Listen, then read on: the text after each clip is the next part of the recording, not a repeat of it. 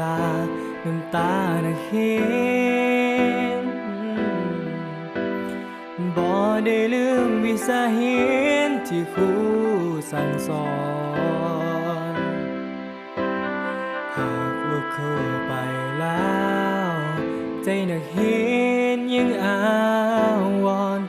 ให้ครูได้ไปพักผ่อนแล้วให้โชคดีถึงครูสิไปจากเขาน้ำตาได้เห็นไหลตกโชคดีสันนี้ได้พบครูเป็นคนดีทุกวิชาครูสอนมาจะจดจำเอาไว้ในใจยกมือขึ้นกราบไหว้จะจดจำบุญคุณของครู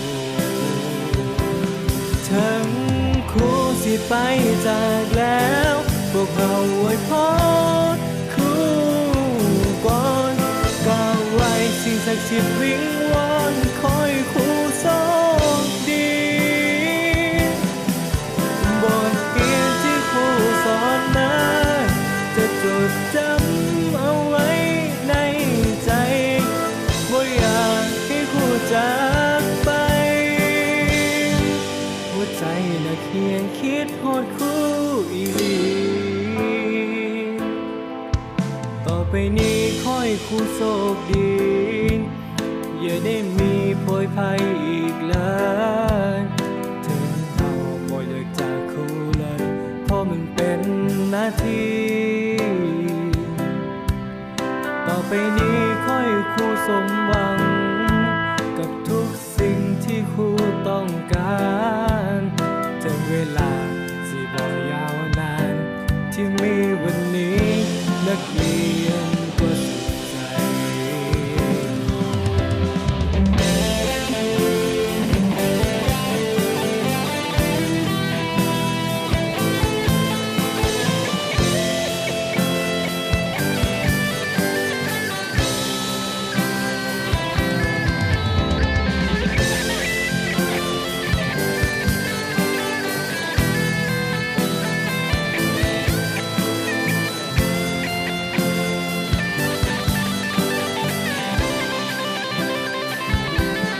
ถึง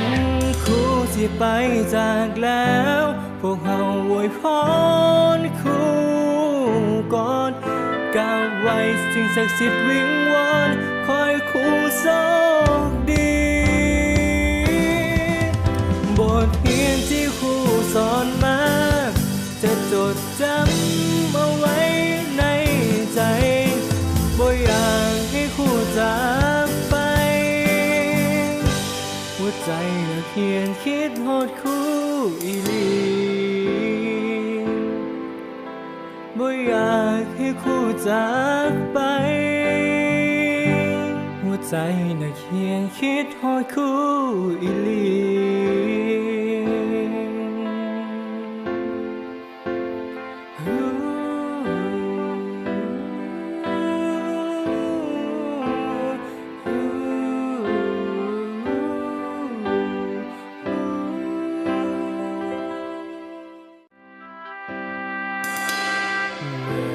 ครูบอกลา